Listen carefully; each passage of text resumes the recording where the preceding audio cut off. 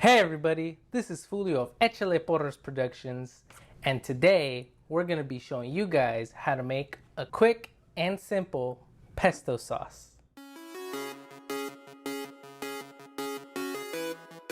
The process to make a pesto is actually pretty simple. There's just a couple ingredients you need, and then you can use either a food processor, molcajete, or a blender to mix it all together. The main ingredient you're going to be needing is some basil, because this is where that smell, that aroma comes from. It has a nice punchy smell that's going to punch you in the nose, but it's going to feel good at the same time.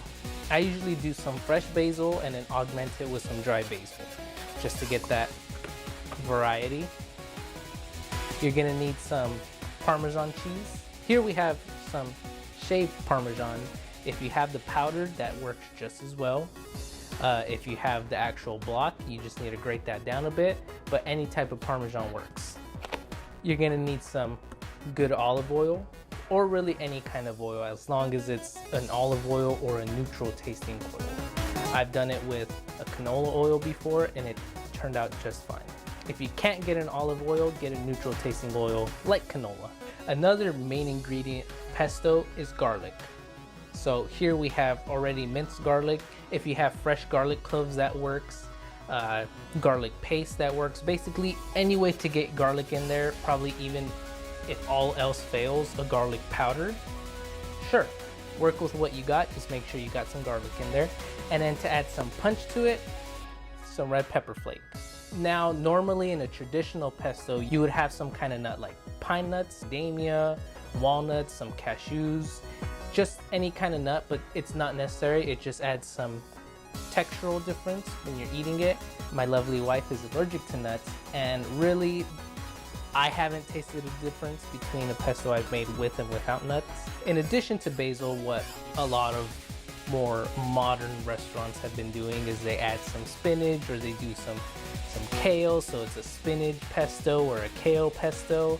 So what we're doing today is adding spinach and kale to our pesto.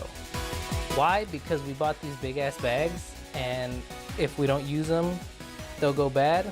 And honestly, we don't eat that much kale by itself other than smoothies. Spinach we probably use a bit more, but might as well get rid of them both in one fell swoop. So if you don't have a large amount of basil, you can still make a good amount of pesto by substituting in some spinach and some kale. They don't have as much flavor on their own, so the basil will still overpower and be that predominant flavor that we're looking for. So let's move on to our next step. All right, so here we have all our leafy greens laid out. We have our basil, spinach, and our kale. So what we're gonna do, even though we're putting these in a food processor and they're gonna get all nice and chopped up, we're still gonna help it along a bit by taking these bigger leaves, just chopping them up to size. The kale itself actually comes a bit pre-chopped, so we're just gonna take that and put it in our processor.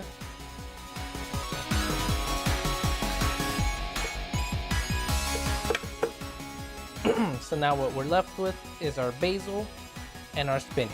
An easy way to chop up any type of leafy green is you wanna take one of the larger leaves and just pile your other leaves on top of it.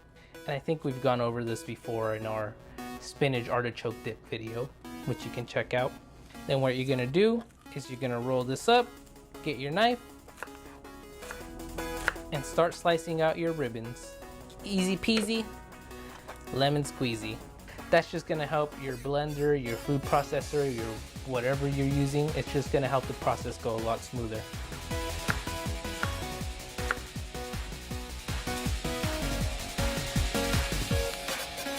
Now you can keep the stems in there, you can take them out, but I like to leave them in for anything. Cilantro, spinach, basil, because those stems have a lot of that flavor and aroma we're looking for. So by throwing those away or getting rid of them or not using them, you're wasting flavor. Now that you got your greens cut up to whatever consistency you want, it's all going in the food processor. So what we're gonna do first is we're gonna give this a couple quick pulses, and then we'll start adding our other ingredients. So let's do a couple quick pulses. We posted a couple times. It's starting to settle. You see that the greens are starting to intermingle.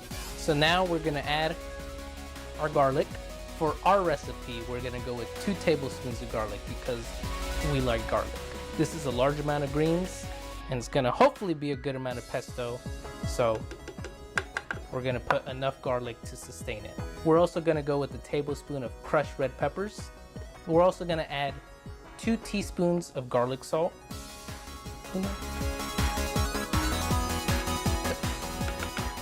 We're gonna go with a tablespoon of dry basil, again, just to intensify these basil flavors.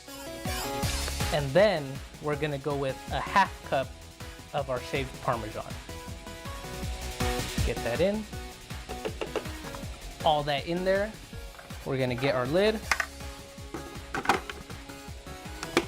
Put that back on there, and we're gonna let this mix together. We're gonna pulse it probably just a bit, just to get the ingredients distributed evenly, and then we're just gonna let it ride. And while it's processing, we're gonna be pouring our olive oil through our little spout.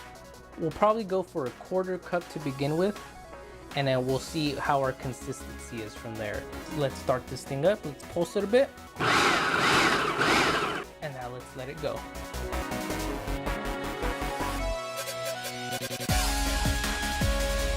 All right, so we've let it go for a bit. We're gonna take our spatula and we're gonna get these rest of these ingredients down off the side. Ooh, it just punches you right in the nose, but you like it, like a cochino.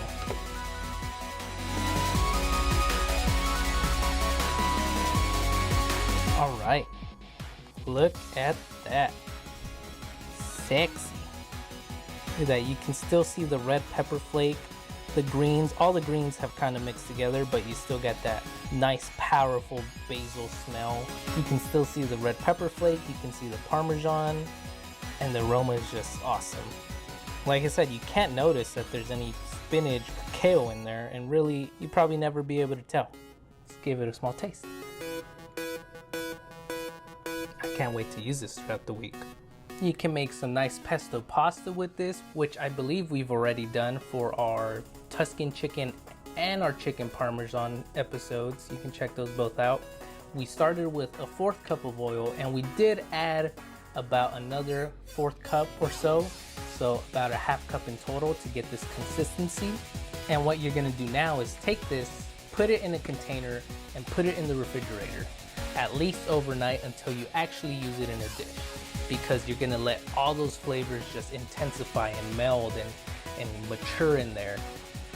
But really, if you wanted to throw this on a pasta right now, you wanted to throw it on a sandwich, you could, totally. That's how simple it is to make pesto. It tastes good, it smells awesome, and it's super simple to make. Again, for traditional pesto, all you need is basil, garlic, Parmesan, oil, and optional tree nuts. If you like this recipe, hit the like button. And if you want to see what we do next, hit the subscribe button. We want to thank everyone who's subscribed, who's watching, who supported the channel. We just recently hit 100 subscribers. Echale Porras Productions, we did it in less than a year. Hopefully we just keep shooting up. Maybe one day we'll have that 1,000 subscriber special and 1 million subscribers after that. Thank you. Share this with your friends, family, anyone who wants to know how to make pesto. And as always, stay safe, stay awesome,